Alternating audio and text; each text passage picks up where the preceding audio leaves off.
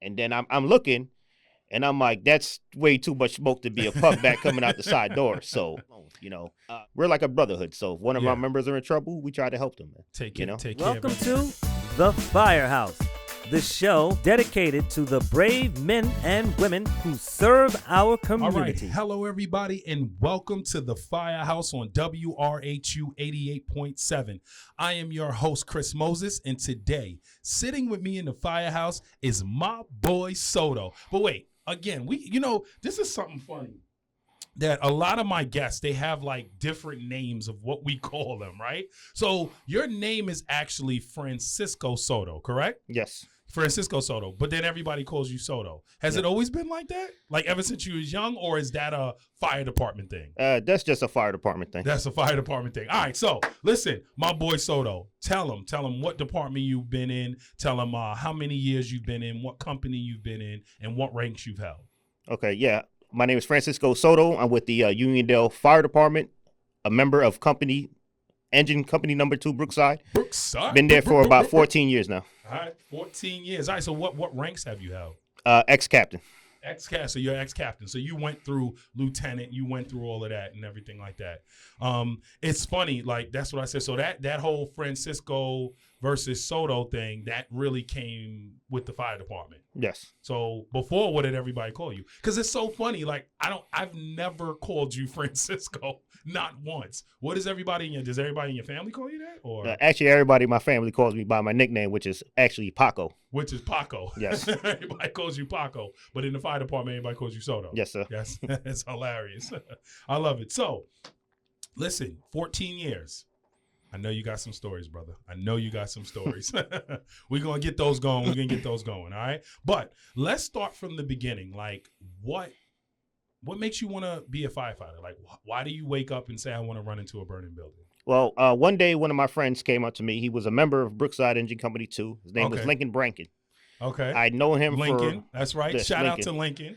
Lincoln and me were good friends. Really quick, that was the reason why I came to Brookside was Lincoln. But we'll talk about that another time. You keep going. Yeah, so he's a good friend of mine. I grew up with him, and he was telling me about, the fire department and say, hey, why don't you come down and check it out on Sunday? So I happened to come down to Brookside, and, I seen a couple of other guys that I knew. Okay. So then it kind of felt like a brotherhood to me. Okay. I like the way the vibes were going, and ever since then, I've been there. But what does Lincoln say to you to say join was that even in your mind to let me join a fire department? Did you realize I'm going to be I'm going to have to run into fires?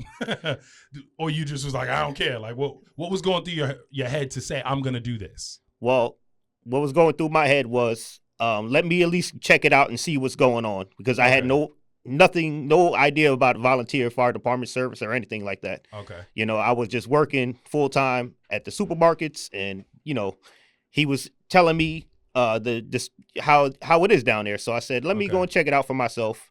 And like I said, I went down that Sunday, not knowing if I was going to stay or go or whatever. Just checking it out. And see I checked the vibes. I liked it, and then I kept coming down, and then I just fell in love with it, man, and I've been in there ever since. Been in there ever since. Look at that, yo. So when you came down, you said there was people that was there that you actually already knew. Like yes. Who was down there? We had a member named Jay Chavez. Okay. I knew Jonathan Broom. Okay. I'm not sure if there was any other ones, but them two for definitely sure. See them and you're like, oh, what are y'all doing? Yeah. All right, so let's. So is there anyone in your family that has already been in the fire department? Anything like that? So you're the first. I'm the first. Yes. You're the first. So you're the crazy one. Yeah, pretty much. You're the crazy one that decided to say, all right, listen, I'm going to go do this or whatever. So you get down, you're in, right? And what makes you now want to take that step to go and be lieutenant now? Like, you could have been in and been fine. There's many people that stay in and they're just firefighters, they're black shields, and that's it. What made you say, I want to now take that next step into leadership? Well, for me, I have a lot of love for the company, and I try to always do better for myself. Constantly training myself, going to trainings. Never try to stop doing trainings, even at this point. So I decided that one day I spoke to some of the members, and I said, "Hey, listen, I've been a chauffeur. I want to learn. I want to move up in the company." Okay. And I had the support from the company, so I decided to run for second lieutenant. Okay. And So it was really the support of the company, talking to them and then saying, you know what, I'm going to do this. I'm going to make this push and go ahead and go into leadership. Yes. All right. So now you're lieutenant. I guess the next steps is being captain, right? Yes. But if I'm correct, you're a 2-time ex-captain. 3-time. 3-time ex-captain. I think that's the most. No, Charlie Creighton was a 3-time ex-captain, right? So you and him are neck and neck. Yes. What makes you want to be 3 times crazy? Like, what makes you say, all right, I'm going to do this again, then wake up and say, I'm going to do this again? Yeah. So, like I said, I have a lot of love for the company. My first year as captain was one of the roughest years for us because that was during COVID time. So I was the captain during COVID. Wow. Where everything was restricted. It was, How does that, like right there, what is that? You find out, what was that, March, April? So now Firehouse, everything shut down, all of that stuff can't gather. How does that work? Like as the captain, how do you keep everybody together and get them rolling the rigs? Yeah, so, at that point, we had just short crews that were responding. I try to be on the crew, obviously, because I'm the captain. Yeah. But other times I would reach out to the lieutenants, members, and say, hey, listen, I won't be around. Can you guys roll the rigs? And they allowed just 4 members at a time at the Firehouse. So we had a crew pretty much every day just until 24/7 almost. Yeah. That's rough. That's rough. And to be the captain during all of that, to have to hold all of that together at the same time, like that's a lot. That's a lot. That definitely is. But anyway, let's get back to it. So your first time was the hardest because that was that. So now you got the second and third time. What makes you want to do that? The second, I can kind of see, listen, you're already there. You're like, all right, y'all got the need. All right, I'll be there. The third, though, what makes you say I want to do that? Where I want to do it 3 times now? Well, the third time, we had somebody that was behind me that was supposed to move up. And because of certain situations, that member could not move up. So I then decided, well, I'm already in the seat. I love what I'm doing. Let me just take the seat and just stay here and fix it. And do it the third time. How does the family feel about this? Because you have a family, right? You have kids, you have a wife, you have all this. Like that, you've already dedicated all your time. You've been captain once. Then they said, all right, go ahead, do it again. Then what's that conversation when you come home and say, hey, I think I'm going to do it a third time? Like, how's the family feel about this? My family supports me with any decisions I make. You know, my daughter was young when I joined the fire department. I joined at a very late age. It wasn't like I was like 18 when I joined. Okay. I was 28 years old. Wow. When I joined. Yeah. So you're a grown man, job, everything like that. You know, my wife supports me. My daughter supports me. And they try to just go with the flow with whatever I got going on. You know, as long as it's not too crazy. Yeah, exactly. Too crazy. So, I got to ask you. Yeah. 3-time ex-captain. Are we ever running for chief? What are we doing? Are we going to possibly maybe one time? We'll see down the line. We'll see just down the because line. of my job, I can't really run for chief at this time. Okay. But, so if I ever decided to leave, then maybe I can. So let's talk about that a little bit because we, the fire department, you've been in for 14 years. So I know that's pretty much shaped your life. You said before you got in, what were you doing, like job-wise, things like that? You said you were working at... I was working at a supermarket. I started working at Wall Bounce in like 2000. Okay. And then when they folded, I started to work at this place called Wild by Nature that's actually owned by King Cullen. I love that place. And I worked at the one in Huntington. Okay. I didn't even know there was one in Huntington. Yeah. Because there's the other... That's not Huntington. They have like 5 stores. That's like, is that Baldwin? Oceanside. Oceanside, I worked right? there too, yeah. Oh, okay, the Oceanside. All right, so you're working there. You get in the fire department, and then the fire department starts to change your life so much so from what we talked about, you start getting different jobs because of the fire department. So you want to talk about that a little bit? Sure. So what jobs did you, I guess, get from being, from being a volunteer? Okay, so when I was working at Wild by Nature, they actually was filing for Chapter 11. Okay. At the time. At the same time, they were hiring. Still open, though. Yes. Right. They were filing for Chapter 11, and then there was a positioning opening up in the fire district for a cleaner. Okay. Or maintainer. Okay. So I had applied for that job. I think it was like maybe 3 or 4 of us from the district. Okay. From the department, not districts, I should say. Department that applied. That applied. And I believe there was one other person that wasn't even in the fire service at all that applied. Okay. And then out of those couple people, I was the one that they chose. You were the best candidate. You know, you so interviewed, I've been working there. You did all of that Yes, and did sir. everything. That's dope. So it's because and you still work there now. Yes. So it's because of being in the volunteer services that you were able to get this career almost. Yes. Of what you were doing. How long you been in the fire district working? I've been working there since like 2019. So 2019. So what's that, like 5 years? About 5 years. 5-6 years. Look at that. All right, and then what else do you do? I also work at the Fire academy. is a family-owned company built on trust. Our trucks are standardized models crafted from years of real feedback with competitive pricing, top-tier national dealer network, and lead time in months, not years. We're ready when you are.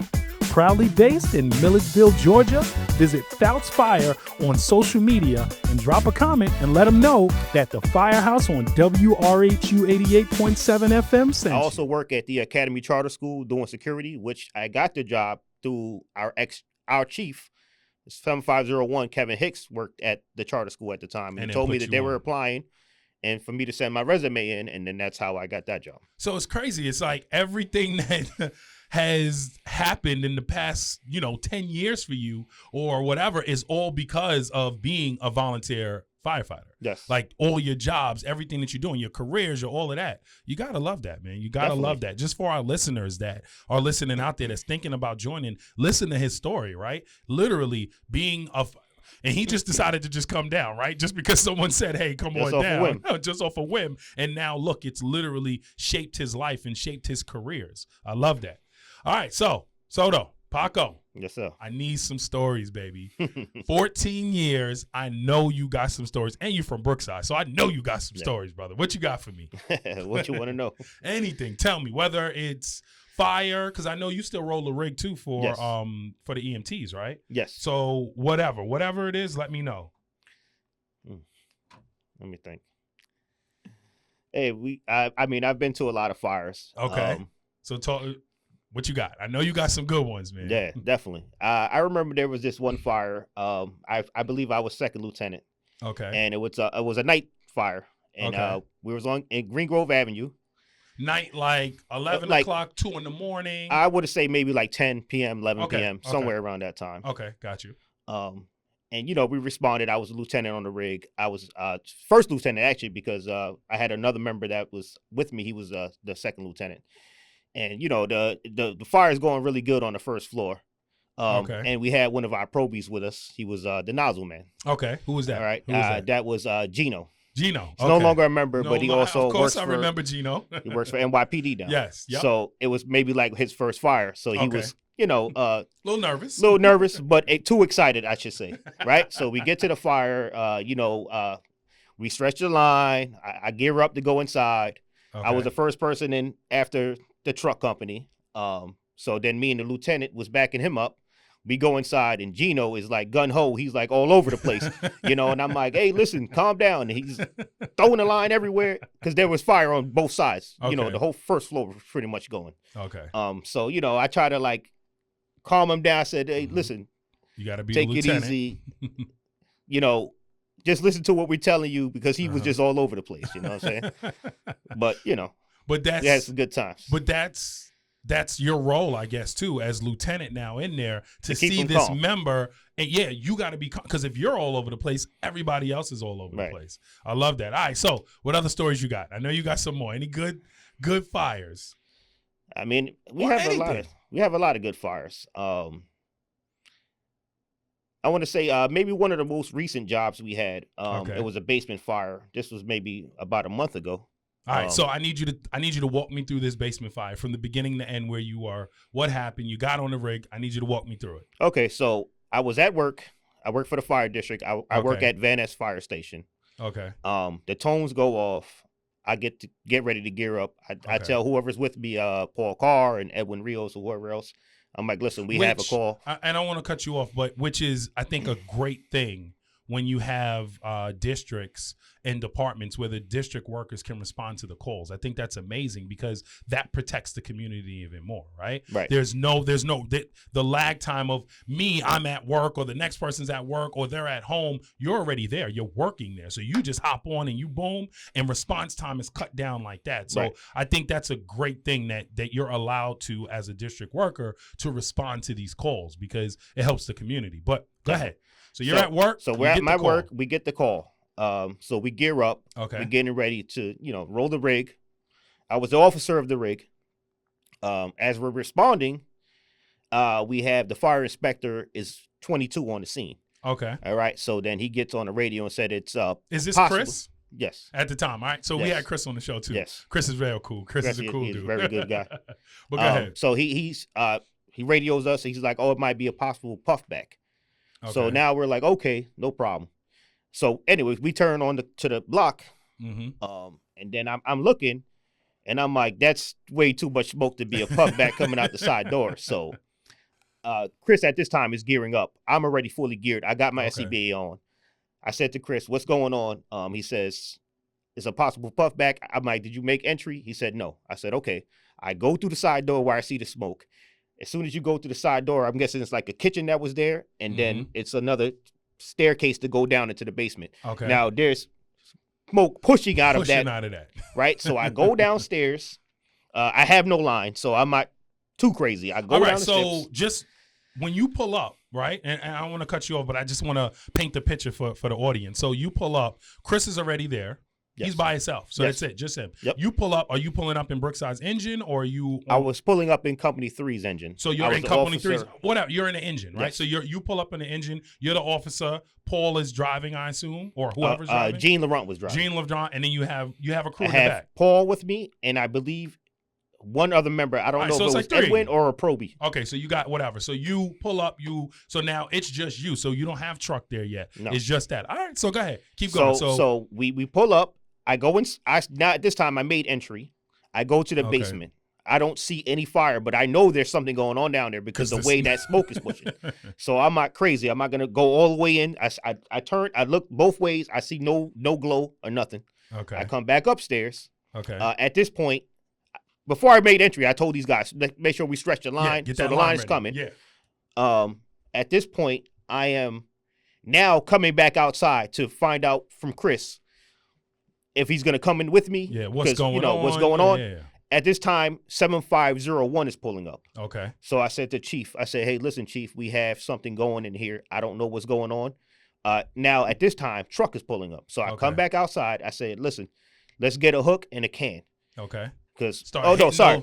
Me and Chris end up going back inside with the TIC. Okay, check and then we found the fire. It was in the ceiling. In the ceiling. In the basement. Okay. So then I go back outside. All right, so let me just back up. So you go in there, do your first kind of primary, looking around, searching for people, anything like that. You come out. You don't know what's going on, but you know something's going on. Right. Get out there. These guys got the lines going. You get Chris. You say, hey, we got to go back in here. Yeah. Let's start looking for where this fire is. Get a couple hooks and things like that. All right, so now you're there. So now we go back inside. At that point, like I said, me and Chris found a fire. So now I come back outside. Truck is outside. I say, hey, listen, bring a hook and a can. Let's see if we can just knock this down. I don't know if it's extended anywhere yet. At this point, I only made entry into the basement. I didn't go anywhere else but the basement. Yeah. So I come back outside. I tell truck, let's go. I know where the fire is going from. They poked a hole in it. Obviously, the fire shoots down. We shoot it with the water can. It's not doing anything. It's not doing nothing. So now I have to go back upstairs. That's when I come back down with the line. We had no other chiefs there. Okay. No other line officers really. So I was pretty much it at the time. I'm going from the basement. What before we get that, what's going through your mind when you get down there and you basically see nothing, but then you know that you're going to be kind of taking control of this scene, kind of inside and out, right? So what is going through your brain at this moment? So at the time, I'm thinking to myself, okay, let me get the line at least into the basement until I can find out what else is going on in the house. Okay. So we get the line into the basement. I make my communications. Listen, Chief, we got water on the fire. I'm going to start checking for extension to the fire second because now we're getting reports of the smoke coming out both corners of the house. Okay. So now I make my way to the second floor. And that's when we find out, listen, it went upstairs, and now we have a fire somewhere in the walls again. Wow. Okay. So now we're basically just chasing fire. It's traveling up. Okay. Yes. So then I also made those reports to the chief. All right. So then now I guess everybody's showing up now. Right. So now everybody's showing up and doing that. But in the beginning, it's just you and these three guys that are trying to do everything, right? Yep. So you end up going to the second floor, and then what? And then at this point, we have our mutual aids there. We had a chief from Hempstead, Scotty Clark, come in. Okay. And he goes, who's in charge in here? There was nobody else really but me giving the chief report. I'm in charge, so bro. I said, I'm in charge. This is what's going on. He said, okay, I'll help you out. He went upstairs. He's like, I'll take care of the upstairs. You want to take care of the downstairs. Okay. And then me and him were just like going back and forth with what we're finding, what we're reporting, and, just communicating with 7501. At this time, I went outside to change my pack, and then I ended up going back inside. Back in. So I got to ask the question, right, for the listeners.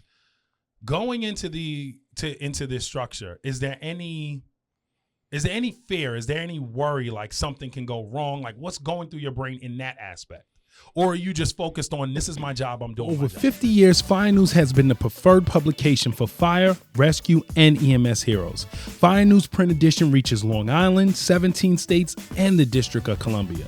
Visit firenews.com to see the latest news, read their digital prints, or follow them on Facebook and Instagram pages. In print, online, on social media, Fire News has you covered. Visit firenews.com. And if you go ahead and go visit on Instagram, please leave a comment and tell them that WRHU 88.7 The Firehouse sent you.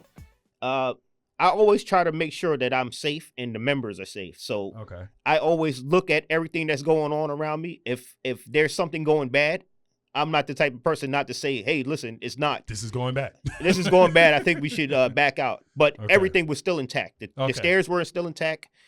And like I said, it was just the firework was in the walls. Yeah. So nothing was visible. So we're basically just chasing fire. If you go upstairs and look, it was smoky, but you can see both rooms perfectly fine. That's good. All right. Well, listen, that's one hell of a story, though, because that's that chasing of the fire, it going up and doing all of that. It's looking for its way out through these walls, and you can't see nothing. Because it's like it just skipped the first floor and went straight up to the second floor. That's exactly how it goes. All of a sudden, it skipped, and boom, second floor. It's like, what the hell happened? All right. So y'all ended up getting that out. Saved the structure. Nobody's hurt. Everything like that. Everything's good. Love to hear it. All right. So I got another question for you. Yes. If there was a common myth that you wanted to debunk right now about firefighting, what would it be? Let's see. I think most common myths are what people don't see that we're doing, right? Okay. So they don't see the training aspects of our operations, being in the fire service, and just other things we do for like the community and stuff, or even just for our members alone, We're like a brotherhood. So if one of our members are in trouble, we try to help them. Take care of everyone. So it's just the aspect of what everyone's not seeing, right? All they think is that we come into their house and tear it up. Right. But that's not really the case. If we're tearing somebody's house up, it's always for a reason. Always. It's never, let me throw this TV on the ground because, whatever. We try to, at least I do. I don't know about other people, but we try to at least save their property. We're not trying to destroy their house. We're not trying to destroy it. We're not trying to tear it up. To be honest, if we threw the TV on the floor, now it's in our way. So we really don't want to throw the TV on the floor. If it fell, it fell. It's not on us, just so everyone knows. So I think that's a great point, that we're not here to tear apart anything. If we're poking a hole in the wall or pulling down the walls because of that, what you just talked about, that fire, it's in the wall. We got to get that. This could be a lot worse. A couple of holes in your wall is worse than the entire house being gone, right? Yeah. So we definitely want that. All right, so you know what we could do right now, Paco? Yes. What we could get going is the flashover. All right, so the flashover is a game that we play here, and it is, I'll ask you two things, Android, Apple, and you'll have to tell me which one. But the point is, you got to do it really quick. Got it? Mm-hmm. All right, so we're going to do TVs and movies, but I'm adding a little bit something in there that you don't know about, right? Okay. Because I don't think I've released some of these shows yet. So this is a couple of new questions that I'm going to ask, all right? Okay. All right, so ex-captain Francisco Soto. Are you ready for the flashover? Yes. All right. Question. Drive the rig during a parade or drive the chief truck during the parade? Which one you trying to do? If you had to pick one, which one you want to do? I would rather drive the rig. Rather drive the rig? Rather get in the rig and drive that? More fun? Yep. All right. So another question. Calendar photo shoot or walk in that same parade? 100 degrees full Class A. You got to pick one. Either you're going to do a calendar photo shoot. This is going to be the Paco Francisco Soto calendar shoot, or walk in that parade 100 degrees full Class A. That's tough, but I think I would do the walking. You're gonna do the walking. walking. I don't think I have a body for a calendar photo shoot. You know. All right, cool. All right, you're engine guy. Brush fire, rock and dumpster fire. Which one? I'm probably gonna go with brush fire. It's more Brush of a fire? challenge, I think. You know. All right, all right. Basement fire, warehouse fire. Think about it. Think about it. Honestly, I think I would prefer basement fire over a warehouse fire because You got to talk to me. Why? Like, what makes you say that? because a basement is only but so big. Yeah. Right? Warehouse. You don't know. We don't know how far that expands. Yep. You make the wrong turns, you will really be lost. Yeah, that's for real. As to a basement fire where It's you just can a be like to the box. homeowner, hey, listen, how's the layout of the basement? Yep. They can tell you just like this. Yeah. You know, you're not always going to get somebody in the warehouse and be like, oh, well, you got to make this turn.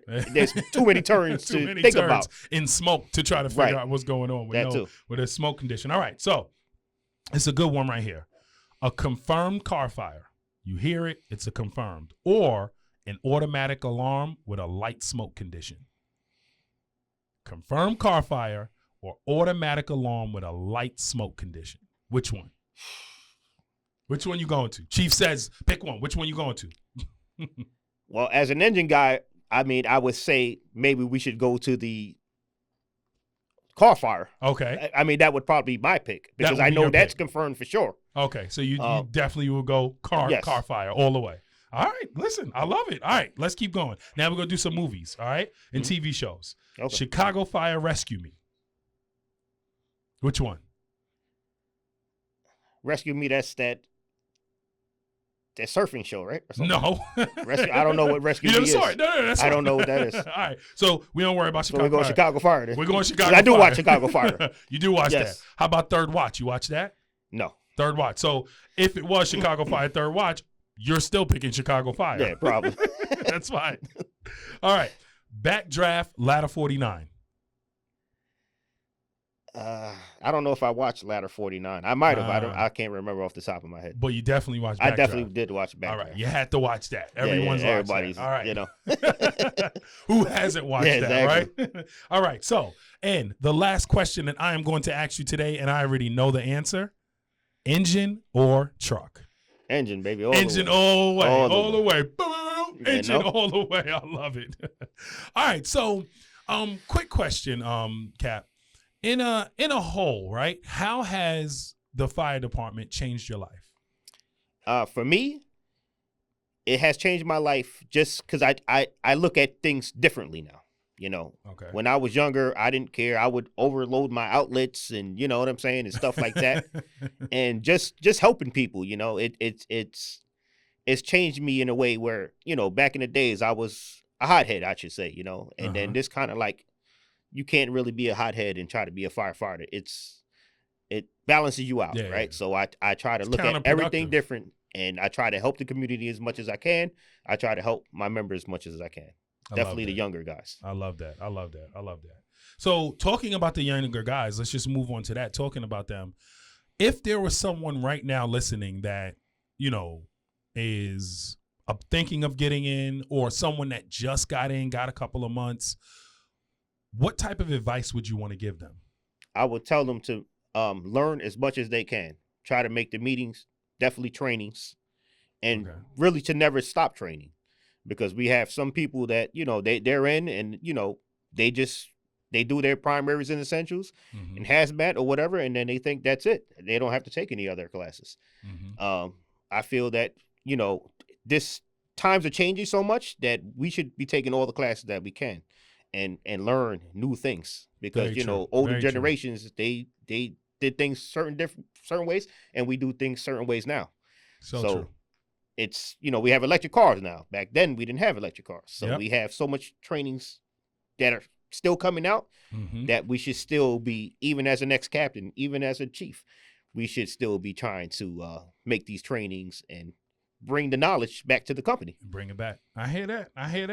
All right. So last question that I got for you, because as a captain during COVID and then just being a 3-time, ex-captain, how do you keep the camaraderie in the firehouse? You know that there's personalities everywhere, right? Personalities, especially in the fire services, all over the place. So how do you hold that camaraderie? How do you keep everybody together? Basically, and it's funny because you'd probably be the best person to answer this question as a 3-time ex-captain. How did you keep a company like Brookside all together? Well, basically just communication. I think communication definitely is key, because if you don't let the members know what's going on and you just start doing things on your own, you're really not getting anything done. Yeah. So I always try to speak to the members, whether it's one-on-one, as a group, because obviously, some of these members are older than me. They're ex-chiefs. And, you still have to take control of your company. You're the captain. It doesn't matter if they're an ex-chief or they're an ex-captain. It's my time. And now I have to prove to them that I earned my seat. That's right. And that, I know what I'm doing and that I'm going to help them in any situation they want to bring up to me. I have to take care of that situation. So it's communication. That's definitely the key. Definitely communication is the key. For anyone listening, communication is what keeps that company together and keeps that camaraderie, all of that. Definitely. I love that. Listen, ex-cap, good looking. Thank you. Thank you for coming out to the firehouse. Is there anything that I'm forgetting that you want to bring up, that you want to shout out? I just want to shout out to Brookside Energy Company. There we go, Brookside. All right? Boop, boop, boop, boop, boop. I've, like I said, I've been there for 14 years. You was a captain down there when I was there. Yep. And I learned from you guys. I learned from you. I learned from all the ex-chiefs and all the ex-captains and even some of the members. I love that. So, like I said, I love the place, and I just, I'm hoping to do another 14, 15, whatever years. However left. many more as long as life gives you. Exactly. All right, so really quick, before we go, if there's one person that you think should be on this show, who would it be? Shout them out right now. One person that you think that could be on this show and it would do great, who could it be? I would probably say Steve Wortman. Steve Wortman. I've been trying to get Steve on this show forever. I think he's a little nervous. Yeah, I think he's Steve Wortman. Steve Wortman. All right, yeah. Which he's a ex-captain, yes, right? Sir. He's an ex-captain. Steve would be good. Steve would be good. So Steve, if you are listening, we want you on the show. So let's go, Mr. Wortman. Let's get this going, Cap. All right, listen, thank you so much for coming down, gracing your presence at the firehouse. Again, is there anything that I'm forgetting? I think we're good. We got the story. We got yes, the sir. story of Francisco Soto. And for everybody, when you see him, you call him Soto. That's what we call him here. I love it. All right, listen, I hope you all enjoyed that. Listen, we just heard from my boy Francisco Soto. This is an ex-captain from Brookside Company 2, baby, Uniondale Fire Department, about his life as a firefighter. I hope you all enjoyed this conversation. Please like, share, subscribe, do all of those things. I am your host, Chris Moses, and please tune in next week to another great conversation in the firehouse.